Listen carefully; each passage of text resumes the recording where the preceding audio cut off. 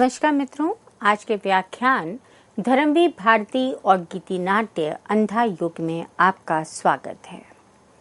अंधा युग मिथ के आधार पर ऐतिहासिक, पौराणिक तथा कल्पना के मिश्रण से संयोजित हिंदी गीति नाट्य परंपरा में देशांतर प्रस्तुत करने वाली धर्मवीर भारती की एक प्रौढ़ कृति है।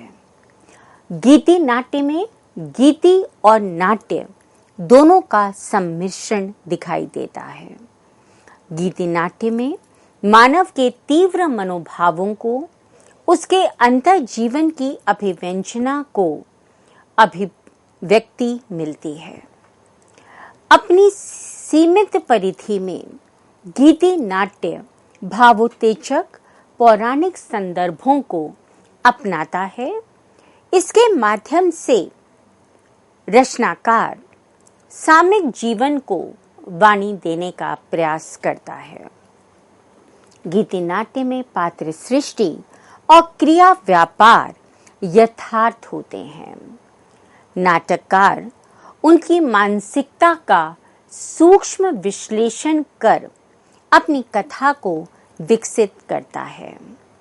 गीति नाट्य में संवाद सहज, स्वाभाविक, सोद्देश्य, कथा विकास में सहायक तथा पात्रों की मानसिकता को स्पष्ट अभिव्यक्ति प्रदान करने में सहायक होते हैं। ध्वनि गीति नाट्य का प्राण तत्व माना जाता है। भाषा की दृष्टि से हम देखें तो गीति नाट्य की भाषा तटस्थ होती है। बिंबों, प्रतीकों के माध्यम से रचनाकार अभिव्यक्ति को सशक्तता प्रदान करता है। गूढ़ व्यंजनाओं के संप्रेषण का कार्य साधने का प्रयास करता है। धर्मवीर भारती ने महाभारत कालीन इतिहास को यथासंभव पृष्ठभूमि के रूप में अपनाते हुए आधुनिक जीवन की विसंगतियों को अंधा युग कृति में उभारने का प्रयास किया है। महाभारत के अंतिम दिन की संध्या से लेकर प्रभास तीर्थ में कृष्ण के निर्वाण तक की कथा को 5 खंडों में अंधा युग में समेटा गया है। महाभारत के विध्वंसक युद्ध में कौरव और पांडव दोनों ही पक्षों ने नीति और मर्यादा का उल्लंघन किया था। दोनों पक्षों की हार हुई। जीवन में जो कुछ भी सुंदर था, शुभ था, कोमल था, वरेण्य था, वह सब नष्ट हो गया था। द्वापर युग के उपरांत अवतरित युग में भी स्थितियां, मनोवृत्तियां, आत्माएं सब विकृत हैं। मर्यादा उलझी हुई है, अस्पष्ट है, जिसे केवल अनासक्त कर्मयोगी कृष्ण में ही सुलझाने का साहस है। कृष्ण को अंधा युग का प्रेरणा स्रोत माना गया है। धर्मवीर भारती की अर्धांगिनी डॉक्टर पुष्पा भारती के अनुसार इस कथा के सहारे धर्मवीर भारती ने युद्धजन्य अर्ध सत्यों, कुंठाओं, अंध स्वार्थपरता, विवेक शून्यता आदि का उद्घाटन करते हुए इन्हीं के बीच उगती हुई मर्यादा, आस्था, कर्मपरता आदि की शुभ्र मंगलमयी ज्योति का जो उल्लेख किया है, वह अंधगहर में भटकते हुए मानव के लिए निरंतर सहायक होगी। यह ज्योति कथाकार की नवीन उपलब्धि नहीं है, बल्कि यह ज्योति गीता के अनासक्त कर्म योग से प्राप्त हुई है। नाटककार ने कर्म योग को व्यापक और सर्वग्राह्य बनाने के लिए मर्यादित कर्म की अनिवार्यता पर बल दिया है। उनके अनुसार यदि हम मर्यादा में रहते हुए कर्म का पालन करेंगे तो निश्चित रूप से हम अपने जीवन में जिन मूल्यों को खो चुके हैं उन्हें पुनः प्राप्त करने में सफल हो सकते हैं। अमर्यादित उच्छृंखल कर्म की परिणति रचनाकार के अनुसार जीवन और परिवेश दोनों का विनाश कर देती है। कर्मयोगी नियति का निर्माता होता है। वो अपने कर्मों के माध्यम से अपने भविष्य का नव निर्माण करने में आगे बढ़ता है। धर्मवीर भारती के अनुसार पता नहीं प्रभु हैं या नहीं, किंतु उस दिन यह सिद्ध हुआ जब कोई भी मनुष्य अनासक्त होकर चुनौती देता है इतिहास को, उस दिन नक्षत्रों की दिशा बदल जाती है। नियति नहीं है पूर्व निर्धारित, नियति नहीं है पूर्व निर्धारित, उसको हर क्षण मानव निर्णय बनाता मिटाता है। हमारा भविष्य कभी भी पूर्व निर्धारित नहीं होता। हम जिस प्रकार के कर्म करते हैं, जिस प्रकार की सोच रखते हैं, जिस प्रकार से संकल्पित होकर हम राह में आने वाली कठिनाइयों से जूझते हैं, अपना रास्ता निकालते हैं, वो हमारे लिए भविष्य का निर्माण करता है। कृष्ण भी व्याघ्र को लुप्त होती हुई मर्यादा मंगल ज्योति की पुनर्प्राप्ति के प्रति आश्वस्त करते हुए दिखाई देते हैं।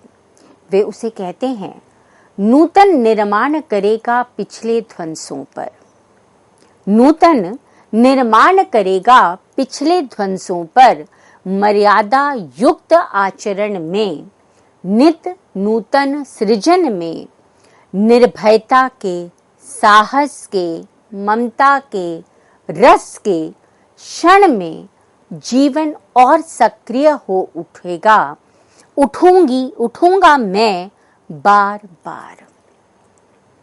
नूतन निर्माण करेगा पिछले ध्वंसों पर, मर्यादा युक्त आचरण में, नित नूतन सृजन में, निर्भयता के, साहस के, ममता के, रस के क्षण में जीवित और सक्रिय हो उठूंगा मैं बार बार।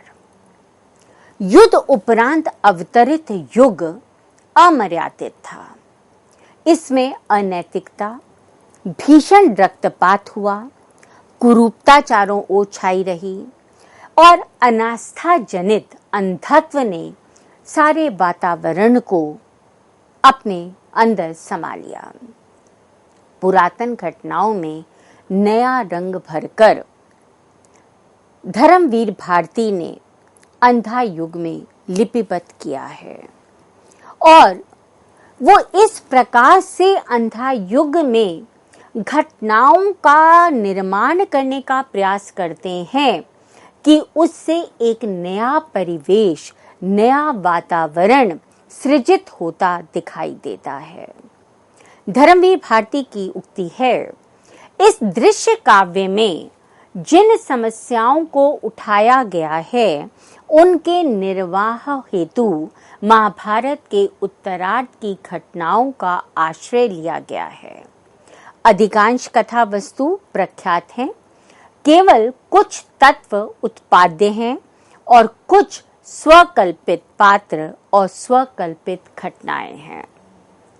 अर्थात जिन घटनाओं को धर्मवीर भारती ने अंधा युग में लिया है वे ज्यादातर हमें महाभारत में दिखाई देती हैं। हम सब उनसे परिचित हैं, किंतु अपने तथ्य को रोचक बनाने के लिए, प्रभावी बनाने के लिए कहीं कहीं धर्मवीर भारती ने पात्रों में और घटनाओं में कल्पना का सहारा भी लिया है। अंधा युग का कथानक 5 अंकों में विभक्त है। कौरव नगरी, पशु का उदय, अश्वत्थामा का अर्ध सत्य, गांधारी का श्राप, विजय एक क्रमिक आत्महत्या। पारस्परिक संस्थापना और समापन के साथ तीसरे और चौथे अंक के मध्य में पंख, पहिए और पट्टियां शीर्षक से अंतराल की योजना की गई है। ग्रीक कोरस के निम्न पात्रों से प्रहरी स्थापना में कृति का आरंभ करते हैं। मंगलाचरण होता है, जो किसी भी कृति के लिए आवश्यक माना जाता है, जिसमें कृतिकार अपनी कृति के निर्विघ्न समापन के लिए अपने इष्ट से प्रार्थना करता है। नर्तक कृति के युग संबंधी होने की तदुपरांत घोषणा करते हैं। महायुद्धों उपरांत अवतरित अंधे युग में हमें सब लोग संशयग्रस्त दिखाई देते हैं। ये अंधा युग अंधों की कथा को कहता है, जहां सब लोग स्वार्थ से पूरित हैं, विकृत हैं, ममता से इतने बंधे हुए हैं कि करणीय और अकरणीय के मध्य विभाजक रेखा नहीं खींच पाते। गांधारी पुत्र के मुंह में अपनी आंखों पर पट्टी बांध लेती हैं। धृतराष्ट्र जन्मांध हैं और इसलिए दुर्योधन और कौरवों की गलत नीतियों का भी वो साथ देते हैं। अन्यथा इस महायुद्ध को रोका भी जा सकता था। नर्तक के नेपथ्य में जाने के उपरांत कवि युद्धों उपरांत अवतरित इस अंधे युग से अपने पाठकों का परिचय कराता है। यह अंधा युग अवतरित हुआ जिसमें स्थितियां, मनोवृत्तियां, आत्माएं सब विकृत हैं। है एक बहुत पतली डोरी मर्यादा की, पर वह भी उलझी है दोनों ही पक्षों में। ना कौरव ना पांडव, दोनों ने ही मर्यादा का हनन किया था। यदि कौरव ने 5 गांव देने से मना किया, तो युधिष्ठिर ने भी अश्वत्थामा हतो नरोवा या कुंजरोवा कहकर असत्य कथन का पालन किया। 3 बार तूर्य नाद के उपरांत कथा गायन में दोनों पक्षों की विशृंखलता, मर्यादा, विवेकहीनता और अंततः पराजय, द्वापर युग की श्रीहीनता और पतनोन्मुख स्थिति के साथ प्रथम अंक कौरव नगरी का पर्दा उठता है। महायुद्ध के अंतिम दिन कौरवों की भयानक पराजय और वंश नाश हो चुका है, किंतु सूने महलों के सूने गलियारों में 2 वृद्ध प्रहरी पूर्ववत दाएं बाएं चक्कर लगा रहे हैं। उनके अंगों पर अब भी ढाल, भाले इत्यादि अस्त्र सुशोभित हैं। सूने महलों में पहरा देते देते दोनों प्रहरी अब थक चुके हैं, क्योंकि उस महल में, उन गलियारों में अब रक्षणीय कुछ भी शेष नहीं था। अंधेरे की भयानकता में कुरुक्षेत्र की दिशा से उड़ते नरभक्षी भूखे गिद्धों की ध्वनि भयानकता में वृद्धि करने लगती है। विदुर संजय द्वारा लाए जाने वाले समाचार की भयंकरता से पहले से ही एक प्रकार से उसे जान चुके थे, उसका आभास कर चुके थे और चिंतित थे। कथा गायन में धृतराष्ट्र और गांधारी भी चिंतातुर दिखाई देते हैं, क्योंकि संजय अब तक युद्ध विषयक समाचार लेकर नहीं आए थे। धृतराष्ट्र अपनी अंधता को कोसते हुए दिखाई देते हैं।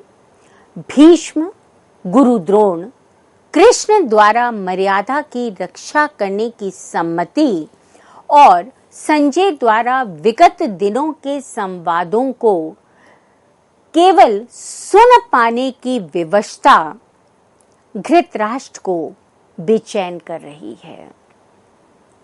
वे उन संवादों से निर्मित आकार को, उन चित्रों को पहचान नहीं पा रहे हैं। अपने पुत्रों के प्रति ममता के अनुरूप वे अपनी नीतियां बनाते हैं, अपनी मर्यादा को निश्चित करते हैं और इसलिए उनका न्याय हमेशा एक तरफा रहता है। आज धृतराष्ट्र को पहली बार आशंका व्याप्त जाती है कि सत्य केवल उनकी अपनी वैयक्तिक सीमाओं में बद्ध नहीं है। विदुर उन्हें प्रभु को सर्व समर्पण कर निर्भय होकर कर्म में प्रवृत्त होने का मार्ग बताते हैं, उन्हें सम्मति देते हैं। गांधारी की दृष्टि में कृष्ण ने भी मर्यादा को बार बार तोड़ा था, अतः उनको सारी मनोबुद्धि अर्पित करना गांधारी उचित नहीं मानती हैं। वे कहती हैं, लेकिन अंधी नहीं थी मैंने यह बाहर का वस्तु जगत अच्छी तरह जाना था। आगे वे कहती हैं, नैतिकता, मर्यादा, अनासक्ति, कृष्णार्पण, ये सब हैं अंधी प्रवृत्तियां की पोशाकें, जिनमें कटे कपड़ों की आंखें सिली रहती हैं। हम जिन मर्यादाओं की बात करते हैं, जिस नैतिकता की बात करते हैं, अनासक्ति की बात करते हैं, इन सब को महाभारत में सबने अपनी अपनी दृष्टियों से देखा था। जहां कभी अवसर मिला, मर्यादा का उल्लंघन हुआ, नैतिकता तार-तार हुई और लोग अपनों के प्रति आसक्ति में डूबे भी दिखाई दिए। विदुर गांधारी के क्रोधावेश को कटु निराशा की उद्दत अनास्था मानकर प्रभु कृष्ण से उन्हें क्षमा करने की याचना करते हैं।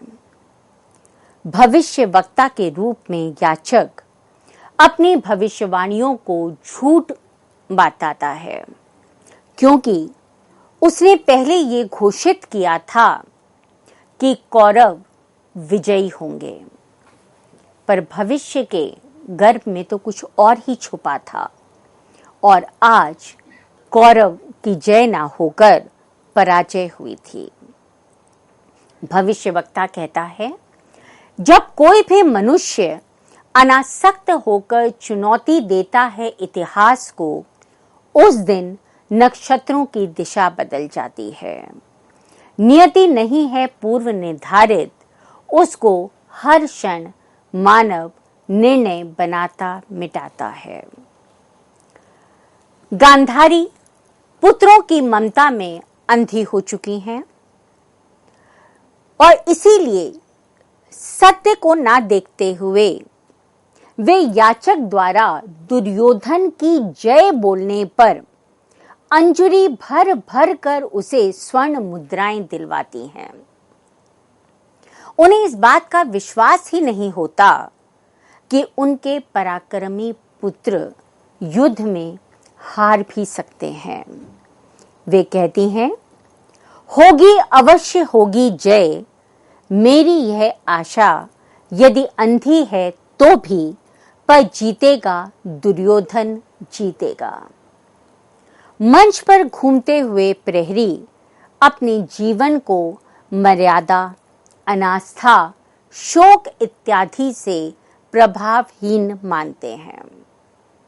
दास वृत्ति से परिचालित होने के कारण उन्हें सदैव अंधे शासक के आज्ञाओं का पालन करने के लिए बाध्य होना पड़ता है। अंक का अंत कथा गायन से होता है। व्यास जी द्वारा दिव्य दृष्टि और अवध्यता का वरदान प्राप्त करने पर भी संजय निरंतर दुविधा ग्रसित हैं। वे कहते हैं, वे संजय भी इस मोह निशा से घिरकर है भटक रहा जाने किस कंटक पथ पर। संजय को समझ नहीं आता कि व्यास जी ने उसे जो दिव्य दृष्टि दी है, अवध्यता का जो वरदान दिया है, वो वस्तुतः उसके लिए वरदान है या अभिशाप है, क्योंकि उसे तटस्थ रहते हुए युद्ध का यथार्थ अंकन, यथार्थ चित्रण गांधारी और धृतराष्ट्र के सामने करना था। वो निराश है कि किस तरह से दो भाइयों के मध्य ये युद्ध हो रहा है, जिसमें दोनों ही पक्षों की हार है। जीत कर भी कोई जीतता नहीं है और हार कर तो हारना है ही। प्रथम अंक में 3 कथा गायन का समावेश है। भारती जी ने उनके द्वारा कथा की एकता, अटूटता को बनाए रखा है। वस्तु संगठन, पृष्ठभूमि का निर्माण किया है और मंच पर अभिनीत होने वाली घटनाओं की पूर्व सूचना देने के साथ साथ दृश्य परिवर्तन को सांकेतिक रूप में प्रस्तुत करने का कार्य भी ये कथा गायन करते हैं। प्रथम गायन स्पष्ट करता है कि मर्यादा का उल्लंघन, अविवेक, अधर्म, अन्याय युद्ध को आमंत्रित करते हैं। महायुद्ध की अंतिम संध्या को युद्ध एक निर्णायक स्थिति में पहुंच गया था। कौरवों की पराजय निश्चित थी। दोनों ही पक्षों में जीता अंधापन, भय का अंधापन, ममता का अंधापन, अधिकारों का अंधापन जीत गया। जो कुछ सुंदर था, शुभ था, कोमलतम था, वह हार गया। द्वापर युग बीत गया। यदि धृतराष्ट्र चाहते, गांधारी चाहती, भीष्म चाहते, तो शायद ये युद्ध टाला जा सकता था। मध्य के कथा गायन में धृतराष्ट्र की संशयग्रस्त स्थिति का अंकन किया गया है। कौरवों की पराजय का आभास उन्हें हो चुका था, किंतु उसकी पुष्टि हेतु सभी संजय के आने की प्रतीक्षा कर रहे थे। अंतपुर में मरघट की सी खामोशी, अंतपुर में मरघट की सी खामोशी, कुश गांधारी बैठी हैं शीश झुकाए, सिंहासन पर धृतराष्ट्र मौन बैठे हैं, संजय अब तक कुछ भी संवाद न लाए। अभी भी उन्हें आशा है कि शायद उनका पुत्र दुर्योधन जीत जाए। यह गायन पूर्व कथा श्रृंखला से आगामी कथा श्रृंखला को मिलाता हुआ दिखाई देता है। ध्वनि के माध्यम से दृश्य योजना की सार्थकता सिद्ध की गई है। प्रथम अंक के अंतिम गायन में मानो धर्मवीर भारती ने सारी कथा को समेट दिया है।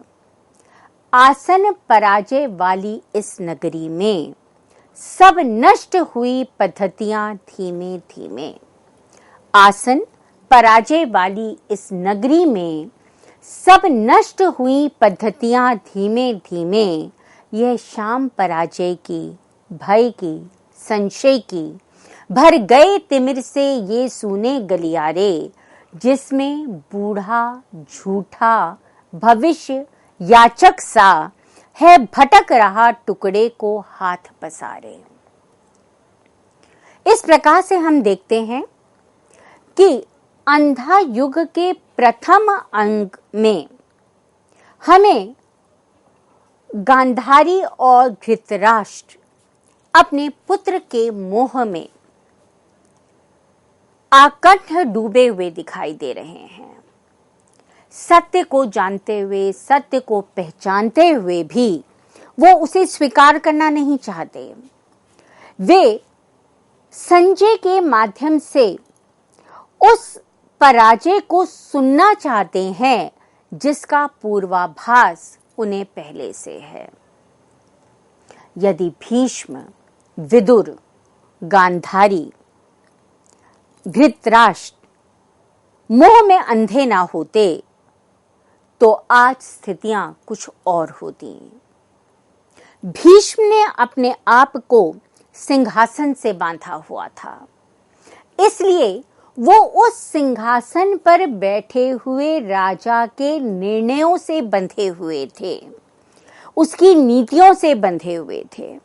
और धृतराष्ट्र पुत्र मोह में उन्हीं नीतियों को बना रहे थे, उन्हीं निर्णयों को ले रहे थे जो कौरव पक्ष के लिए थी। यदि वो चाहते तो दुर्योधन क्षमा मांग सकता था, युधिष्ठिर को 5 गांव दे सकता था, इस युद्ध को टाल सकता था, द्रौपदी का अपमान करने पर उसे दंडित किया जा सकता था, किंतु ऐसा कुछ नहीं हुआ। ये मौन की परिणति हुई महायुद्ध में, जिसमें दोनों ही पक्षों की पराजय हुई। अपने अगले वक्तव्य में हम अंधा युग कृति के अन्य अंकों के विषय में विस्तार से बात करेंगे। तब तक के लिए धन्यवाद।